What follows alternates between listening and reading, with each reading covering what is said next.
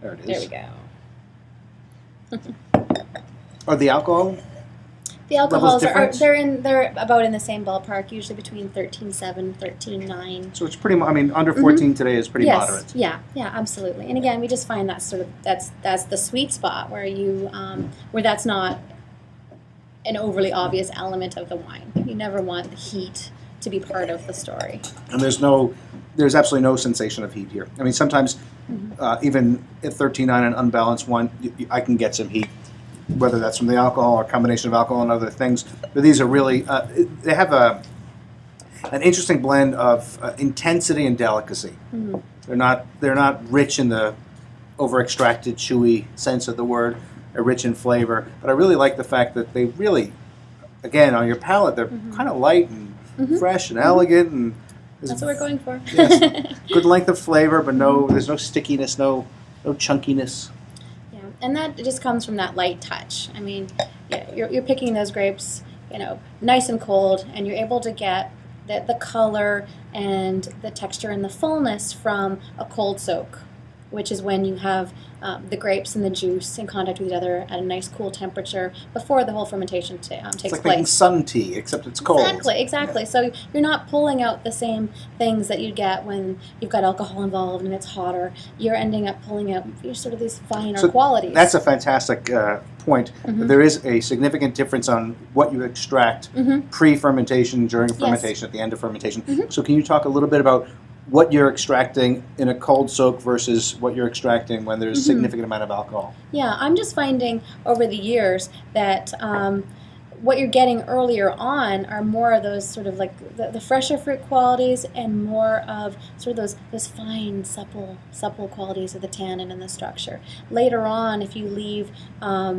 we've noticed the wine on the skins, when you've got all that alcohol in there and you've got the temperature's quite a bit higher, you can pull out things that are more coarse, honestly. But if you're trying to build a really big, burly, muscular Pinot Noir, that's probably one of the things you're going to have to do, is you're going to have to get more of that extended skin contact in order to really build it up. So we actually shy away from that.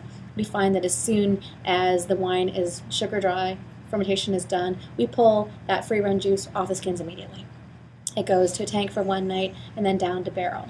And then we don't touch it. We don't rack it. We're very fortunate in that we don't move the wines around. We don't You have the space to let them rest. Well, with other varietals, making a Bordeaux varietal, there's a lot of racking involved, back and forth, in order to give it some air and get it off its leaves. With Pinot Noir, it's happier if you just leave it alone. So, check on it a lot, but don't. It's like a baby. Yeah, but don't be moving it too much. So when you were discussing the longer maceration times and what they do to wine, do you think that some of the early Pinot influence was, or the direction Pinot took, was because winemakers were using, it was basically a Cabernet in Zinfandel world, and so they were using the techniques that they used to make successful cabs and zins and field blends, and they just applied them to Pinot. And I think that can be part of it, along with pushing ripeness, so that you end up with essentially dehydrated grapes that are more concentrated. Raisins that don't make wine. That's one way to go in that direction. But more time in the skin, more working of the skins, higher temperatures, things like that can build a bigger wine. But if you're going more for balance, then more of a coaxing seems to be the style that works for us. So very interesting. So we're tasting the Sonoma Coast, which has, as you said earlier, more of that cola and spice. Yeah. Totally different fruit profile as well. Absolutely. Can you talk a little bit about what you're finding here, what people should be looking for in the Sonoma Coast Pinot? Yeah, I'm finding some of that sort of that brambly fruit that reminds me of wild berries that you picked. There's that element to it.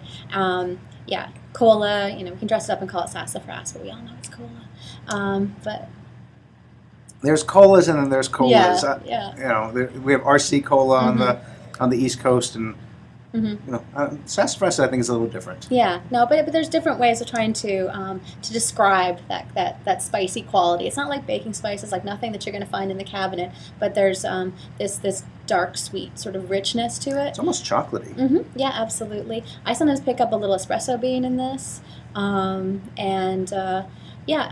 there's different types of fruit as well, because along with the more dark brambly fruit, I do get some of that cranberry quality, pomegranate. Tart red fruits. Absolutely, absolutely.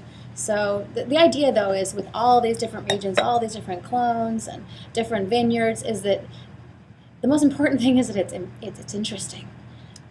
After all that work, you want to make sure this is an interesting wine that people can either sit there and think about it and just sort of take it apart and look at the components, or they don't have to think about it at all. It pairs so nicely. It's just one of those things that it's a go-to at the party kind of wine. it just disappears. Yeah.